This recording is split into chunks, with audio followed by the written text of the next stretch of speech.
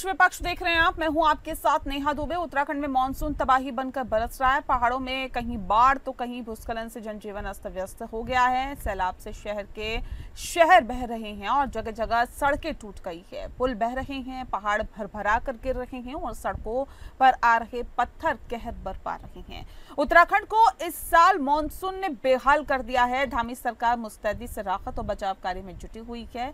एक अनुमान के मुताबिक सड़कें और पुल टूटने से पीडब्ल्यूडी विभाग को करीब 300 करोड़ रुपए से ज्यादा का नुकसान हुआ है। ऐसे में अब धामी सरकार की निगाहें केंद्र की तरफ भी हैं, क्योंकि मानसून से बहुत नुकसान हुआ है। तो उसे नुकसान से अब जहां प्रदेश को उभरना भी है, इसके साथ ही यहाँ के लोगों को भी खड़ा करना है। वहीं कांग्रेस नेता हरक सिंह रावत ने मानसून की आपदा से जूझ रहे उत्तराखंड को भी हिमाचल की तर्ज पर आपदा प्रभावित राज्य घोषित किए जाने की केंद्र सरकार से मांग की है। साथ ही बता दें कि उत्तराखंड में आपदा पर क्या है सरकार की तैयारी और क्या सरकार कर पाएगी सही से लोगों का पुनर्वास। आज इसी विषय को लेकर हम आगे बढ़ेंगे, इसी पर करेंगे चर्चा।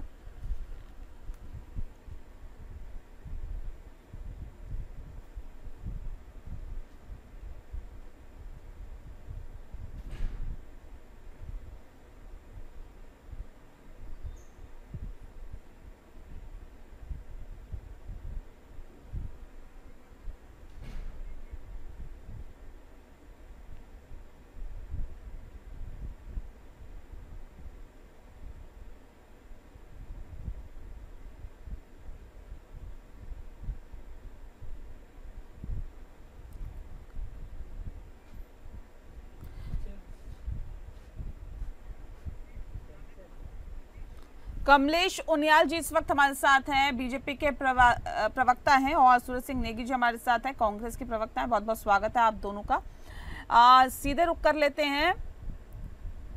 इस वक्त हमारे साथ नेगी जी जुड़ गए हैं, सूरज सिंह नेगी जी जुड़ गए हैं। चलिए, बहुत बहुत स्वागत है नेगी जी आपका एक बार फिर से। सर, सवाल यही कि जो प्रदेश में हालात फिलहाल दिखाई दे रहे हैं, जो हालात फिलहाल बाढ़ से बने हुए हैं प्रदेश में, क्या लगता है इसकी मुख्य वजह क्या है? देखिए,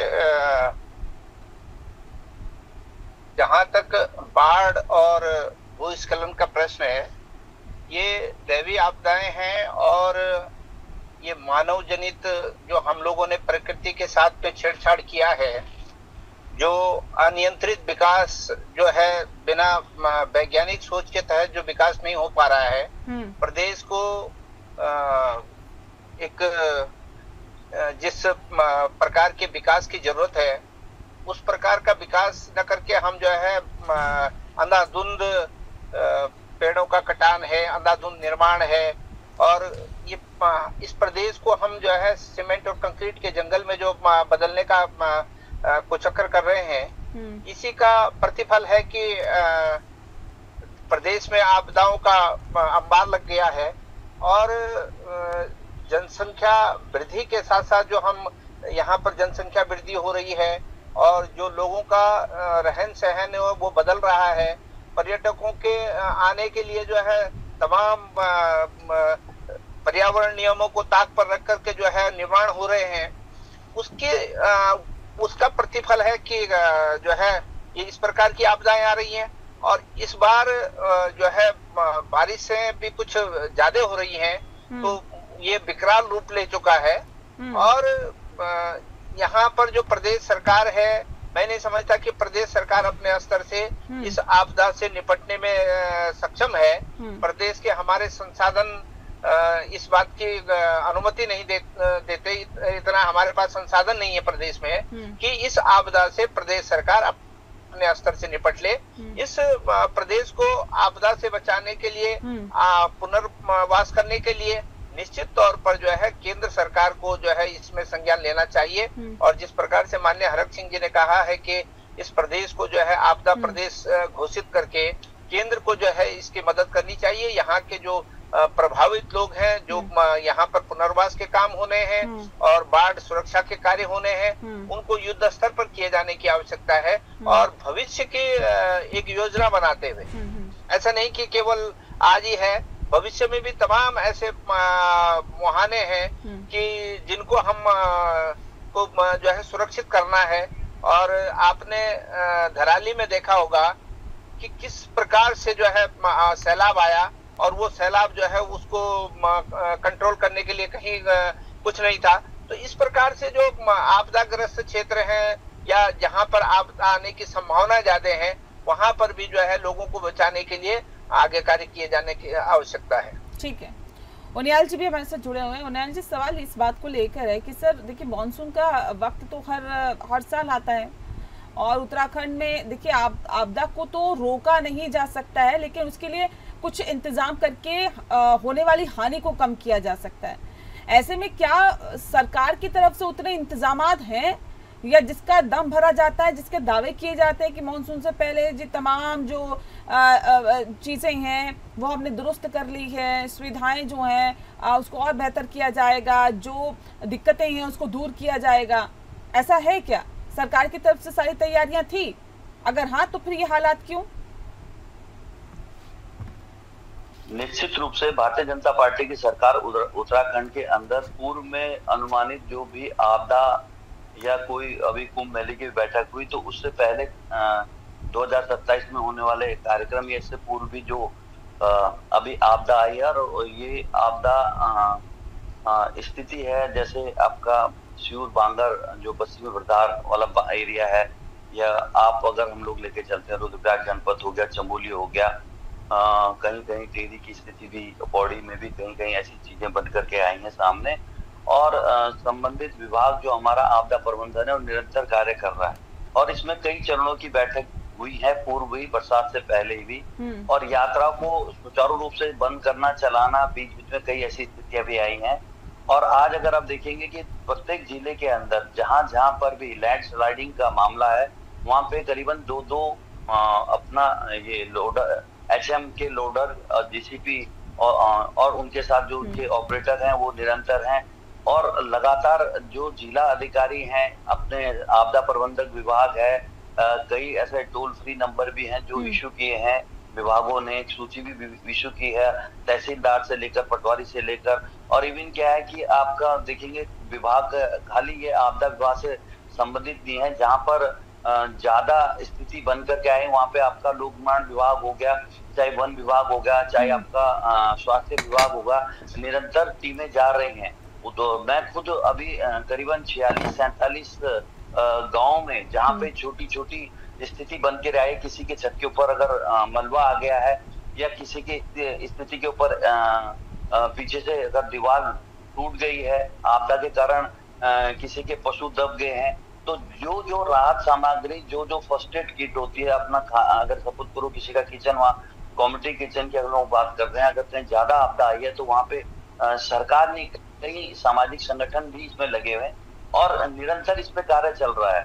अभी हम लोग चाहे श्यूर की बात करते हैं, उछोला में जहाँ अभी बहुत बढ़ करके बहुत करीबन 10 से 12 लोगों की जो जान गई है, जिसमें करीबन 4 के करीब नेपाली मूल के लोग थे और कुछ लोग स्थानीय थे, दुकानदार थे। एक गाड़ी भी वहां पर क्षतिग्रस्त हुई थी।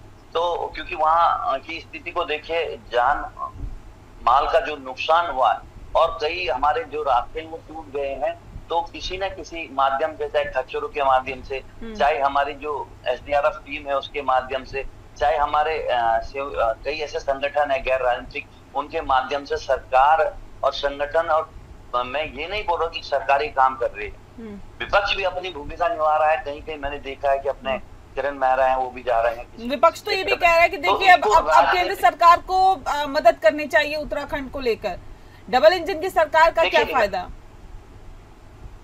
देखिए, मैं एक चीज कहूंगा कि जो हम लोग ये कह रहे हैं कि केंद्र की सहायता है, तो केंद्र से भी कहीं ना कहीं स्थिति आती है, लेकिन इस समय जो है रेस्क्यू का टाइम है और फर्स्ट एड वाली एक बात है कि इस समय उनको क्या आवश्यकता है, उसकी आवश्यकता के अनुसार उनको खाना, उनको कई जो जिनकी डिलीवरी होनी है ऐसी महिलाएं, स्वास्थ्य, ये आवश्यकताएं हेली के माध्यम से भी क्षेत्रों में पहुंचाई जा रही हैं। बीच में पहली हेली चला था, उसमें स्थिति आई कि मैंने कुछ बादल जो बारिश का मौसम था वो क्लियर नहीं हो पा रहा था, और कहीं ना कहीं जो अपना स्थिति है पूरे बरसात की आपदा की वो निरंतर बनी रही है। और उसके बाद पुनः वहां पे हेली से हमने सामग्री पहुंचाई है, टेंट पहुंचाए हैं, खाने के पैकेज पहुंचाए हैं, और निरंतर मैं भी स्वयं आज करीबन 15-20 दिन से हम लोग इसी क्षेत्र में पहले से थे, आपदा से यही है। मैं आज ही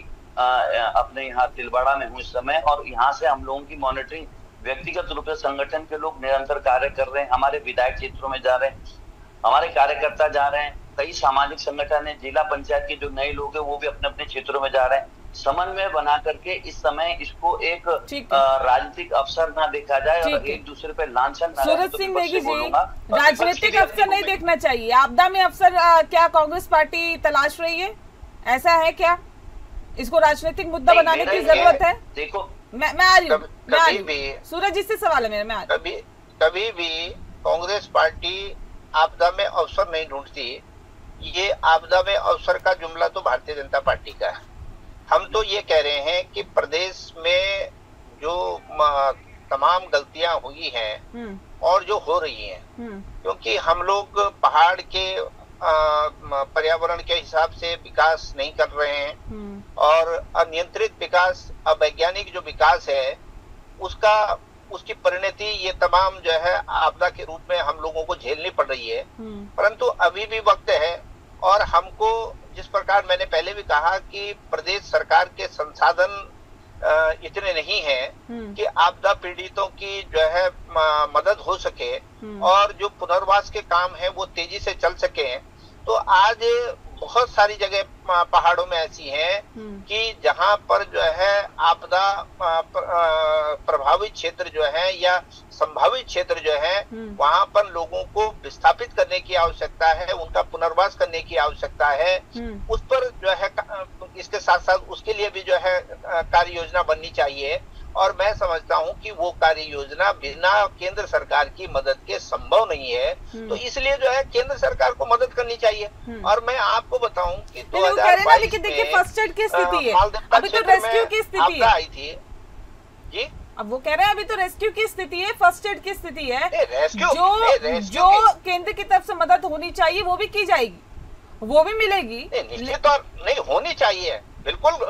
हमारी तो मांग है कि केंद्र को जो है हिमाचल की तरफ पे दूसरे प्रदेशों की तरफ से इसको आपदा प्रभावित क्षेत्र के लिए स्पेशल बजट की व्यवस्था होनी चाहिए, और स्पेशल बजट यहाँ के आपदा पीड़ितों के लिए आना चाहिए, उनके रेस्क्यू के लिए, उनके पुनर्वास के लिए, उनकी क्षतिपूर्ति के लिए ये उपयोग होना चाहिए।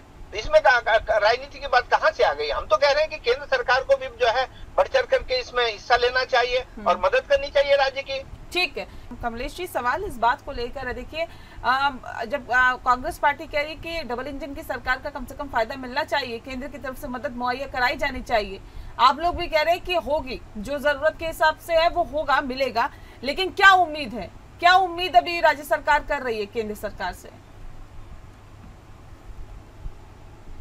जी मैं तो एक चीज बोलूंगा। हाँ। जैसे हमारे रौतेला जी भी कह रहे थे, केंद्र सरकार की स्थिति है, हमारे माननीय मुख्यमंत्री जी, शासन प्रशासन मुख्य सचिव जी द्वारा संबंधित केंद्र को भी अवगत कराया गया संपूर्ण जानकारी की, और केंद्र की भी मॉनिटरिंग टीम, चाहे पंजाब हो, चाहे हम ये नहीं कह रहे कि वहाँ कोई, क्योंकि पूरे भारत के अंदर जहां जहां आज जम्मू कश्मीर की हम लोग बात करते हैं, तो वहां पे की एक मॉनिटरिंग टीम वहां भी बैठी है, और निरंतर कुछ ना कुछ राहत पैकेज की बात अगर हम लोग करते हैं, एक पैकेज की बात हम लोग कर रहे हैं। और जैसे रौतेला जी बता रहे हैं कि भाई आज केंद्र को वही विस्थापन पे कार्य करना चाहिए, भाई मैं तो पहले बोल रहा हूँ, रौतेला जी हमारे कांग्रेस के प्रवक्ता हैं और सुलझे व्यक्ति हैं, उनको उनके संज्ञान में होगा, ये मैं भली भांति में ध्यान रखता हूँ। लेकिन मेरे हिसाब से आप अभी देखिए, लगातार बारिश का मौसम चल रहा है, इस समय पुनर्निर्माण अगर पुनर्विस्थापन की स्थिति नहीं है, जिस समय आएगा तो सूचीबद्ध करके उनको पुनर्विस्थापित की जरूरत पड़ेगी, तो उनको पुनर्विस्थापित भी किया जाएगा। दूसरी स्थिति में बोलूंगा, जो केंद्र की स्थिति है चाहे राज्य की स्थिति है, आज राज्य सरकार भी कई स्थितियों पे, कई मोर्चों पे लगातार कार्य कर रही है। जिन जगह पैदल मार्ग नहीं है, मैंने आपको बताया था, वहां हेली के माध्यम से लगातार राहत सामग्री और स्वास्थ्य की सुविधाएं उपलब्ध कराई जा रही हैं। जैसे अगर हम लोग छेनागाड़ की हम लोग बात करते हैं, जहाँ पे ये अभी रुद्रप्रयाग जनपद के अंदर, क्योंकि मैं विगत 15-16 दिन से लगातार क्षेत्र में बना हूँ और 23 हमारे लोग उनकी मॉनिटरिंग करें, हमारी मॉनिटरिंग लगातार टीम जा रही है व्यक्तिगत रूप से भी। नहीं, ये भी कहा गया है कि सड़कें और जो पुल टूटे हैं, सड़कें जो पुल टूटे हैं सर, उससे पीडब्ल्यूडी विभाग को काफी नुकसान हुआ है। कितने नुकसान का अभी तक आकलन सामने आया है सर? कितना आकलन किया जा रहा है, कितना नुकसान हुआ है, इसकी भरपाई कैसे की जाएगी? निरंतर आज भी अगर आज भी हम लोग उछोला और जनपद जखुली ब्लॉक के दूरस्थ गांवों की बात करते हैं, अभी भी बारिश चल रही है, कहीं ना कहीं भूस्खलन की स्थिति बनी पड़ी है, लेकिन राहत सामग्री और जो स्वास्थ्य व्यवस्था लगातार चल रही है। आज हेली ने 3 राउंड, पहले तक दिन 2 राउंड और कल भी राउंड मारा है। आज 2 बजे फिर हेली जा रहा है राहत सामग्री लेकर के। तो जो मैंने आपको बताया ना, जो फर्स्ट एड की स्थिति में कि भाई किस तरह से उनको स्वास्थ्य मुहैया कराया, कोई बीमार व्यक्ति है, बुजुर्ग व्यक्ति है, उसको किस तरह से रेस्क्यू करके वहां से निकाला जाता है, क्योंकि कुछ ऐसे क्षेत्र हैं जहाँ 9-9 किलोमीटर पैदल चलने का रास्ता भी नहीं आज की स्थिति में। अगर हम लोग छेनागाड़ की, अगर हम लोग दूरस्थ गांव की बात करते हैं, हम शिव बांगर की अगर हम लोग बात करते हैं, उछेड़ा में एक स्थिति आ रही थी, मैं स्वयं भी गया था, उसमें कई टाइम आज से 1.5-2 साल पूर्व से ही एक दरार सी आ रही है, जिसमें गाँव के मुख्य बिंदु से होते हुए एक बड़ा पार्ट धस रहा है, जिसमें कम से कम अगर 12 से 6 इंच का, 6 से 12 इंच का एक गैप भी आ गया है, और उसमें भूगर्भ वैज्ञानिकों द्वारा भी रिसर्च की जा रही है। तो वो भी ऐसी करी है, अगर वहां पे विस्थापन की स्थिति आ रही है, तो इसमें भी सरकार ने, केंद्र सरकार या मेरे माध्यम से पत्र भी गया था, और उसमें सरकार चिंतित है, लगातार उसमें संपर्क। अब कहीं ऐसी स्थितियां आ रही हैं कि जैसे कि छोटी, ये तो मैं बड़ी स्थितियां बता रहा हूँ जहाँ पे सरकार काम कर रही है,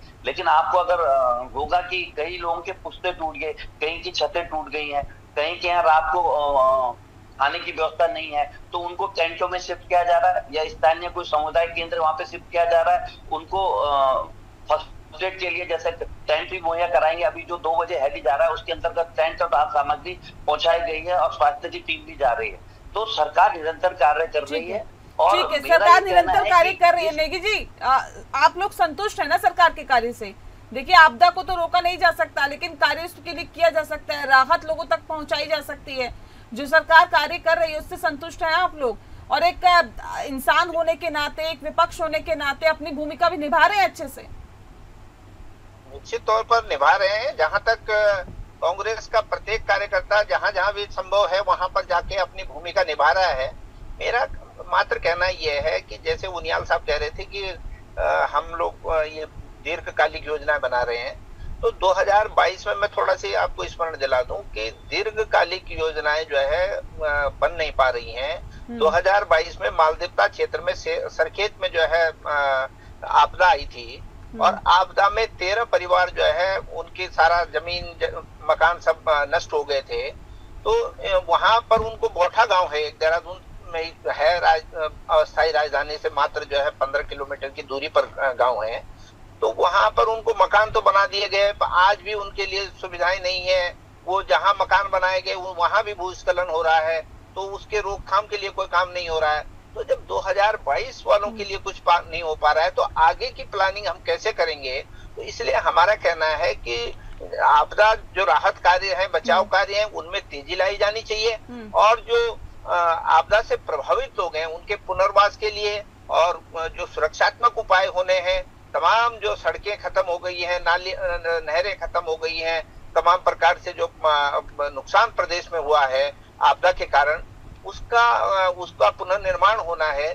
उसके लिए मैं समझता हूं कि राज्य सरकार जो है, राज्य सरकार के पास संसाधन नहीं है, और केंद्र को जो है आपदा प्रदेश घोषित करते हुए इस क्षेत्र को जो है अधिक से अधिक जो है राहत देनी चाहिए। यहाँ पर एक जो है बिल्कुल लोगों तक राहत पहुंचाई जानी चाहिए, इसमें कोई दो राय नहीं है। ये आपदा है और आपदा को अवसर में तब्दील करने से बचना चाहिए, राजनीतिक पार्टियों को राजनीति करने से बचना चाहिए। जब ये आपदा आती है तो जाहिर तौर पर ये सभी लोगों के लिए, हर इंसान के लिए, तो सभी को मिलजुल कर इससे निपटने की कोशिश करनी चाहिए। आप कुछ कहना चाह रहे थे उनियाल जी? जल्दी से 10 सेकेंड है सिर्फ, अपनी बात को रख दीजिए जल्दी से। बिल्कुल निखिल जी, विपक्ष की भूमिका अंतर्गत एक विषय उन्होंने रखा है और एक सुझाव के रूप में भी सरकार इसको ले रही है और इस पे कहीं ना कहीं कार्य भी चल रहा है। मैं ये नहीं कह रहा हूँ किसी क्षेत्र में हम लोग गए तो वहां पे हमें कांग्रेस के कार्यकर्ता ही मिले, यहाँ के जिला पंचायत ऐसा नहीं है। सबकी कहीं ना कहीं ये सोच है भाई किस तरह से लोगों को इसमें बचाया जाए। हाँ। और किस तरह से इनको रेस्क्यू किया जाए। सरकार चिंतित है, सरकार लगातार मॉनिटरिंग कर रही है, सरकार कर रही है, लेकिन हर इंसान को सर अपनी भूमिका निभानी चाहिए और लोग निभा रहे हैं, तो ये बहुत अच्छी बात है। बहुत शुक्रिया आप दोनों मेहमानों का हमारे साथ इस खास चर्चा में शामिल होने के लिए। पक्ष विपक्ष में फिलहाल के लिए इतना ही। नमस्कार।